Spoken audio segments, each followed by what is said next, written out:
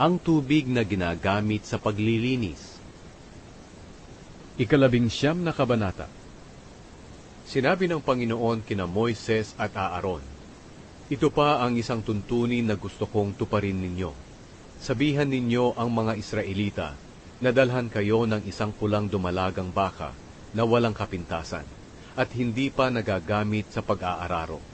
Ibigay ninyo ito kay Eleazar na pari at dalhin ninyo sa labas ng kampo at katayin sa kanyang harapan.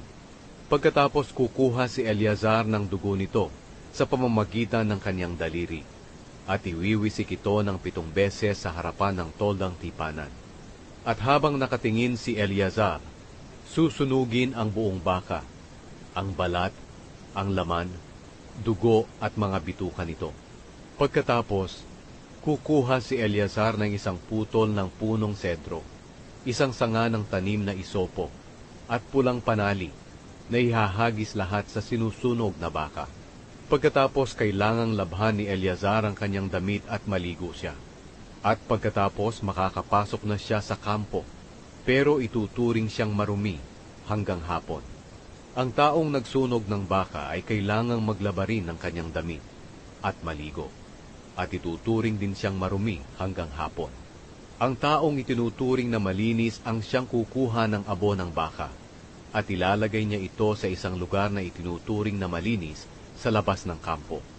Itatago ito pero gagamitin ng mamamayan ng Israel na panghalo sa tubig na gagamitin sa paglilinis. Ginagamit ang seremonyang ito para mawala ang kasalanan. Kailangang labhan ng taong kumuha ng abo ng baka ang kanyang damit, at ituturing din siyang marumi hanggang sa hapon. Ang tuntuning ito ay dapat tuparin ng mga Israelita at dayuhan na naninirahang kasama ninyo, magpakailanman. Ang sinumang hihipo sa bangkay ay ituturing na marumi sa loob ng 7 araw. Kailangang linisin niya ang kanyang sarili ng tubig na ginagamit sa paglilinis sa 3 at 7 araw. Pagkatapos, ituturing na siyang malinis. Pero kung hindi siya maglilinis sa 3 at 7 araw, hindi siya ituturing na malinis. Ang sinumang makakahipo sa bangkay na hindi naglinis ng kanyang sarili, ay para na rin niyang dinungisan ng tolda ng Panginoon. Kailangang huwag na ninyong ituring na kababayan ang taong iyon, dahil hindi siya nawisikan ng tubig na ginagamit sa paglilinis, marumi pa rin siya. Ito ang tuntunin kung may taong mamatay sa loob ng tolda. Ang sinumang pumasok sa tolda o kaya'y naroon na sa loob ng mamatay ang tao, ay ituturing na marumi sa loob ng 7 araw. At ituturing din na marumi ang anumang mga lalagyan sa tolda na walang takip. Ituturing din na marumi sa loob ng 7 araw ang sinumang nasa labas ng kampo na nakahipo ng bangkay, pinatay man ito o namatay sa natural na paraan. Ganoon din sa nakahipo sa buto ng tao o nakahawak ng libingan. Upang mawala ang pagiging marumi, ilagay sa lalagyan ang ibang mga abo ng baka na inihahandog para sa paglilinis, at pagkatapos dadagdagan ito ng tubig.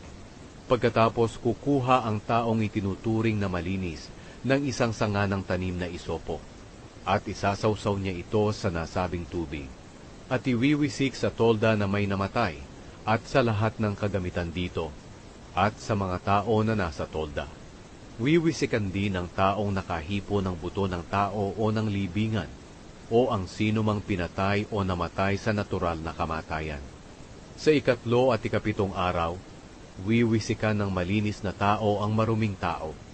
At sa 7 araw, kailangang labhan ng taong nilinisan ang kanyang damit at maligo siya. At sa gabing iyo'y ituturing na siyang malinis. Pero kung ang taong marumi ay hindi maglilinis, huwag na siyang ituring na kababayan ninyo, dahil para na rin niyang dinungisan ng tolda ng Panginoon. At dahil hindi siya nawisikan ng tubig na ginagamit sa paglilinis, marumi pa rin siya. Ang tuntuning ito ay dapat nilang sundin magpakailanman. Ang taong nagwisik ng tubig na ginagamit sa paglilinis ay kailangang maglaba ng kanyang damit. At ang sinumang humipo ng tubig na ginagamit sa paglilinis ay ituturing na marumi hanggang hapon. Ang sinuman o anuman na hahawak o hihipo sa maruming tao ay magiging marumi rin hanggang hapon.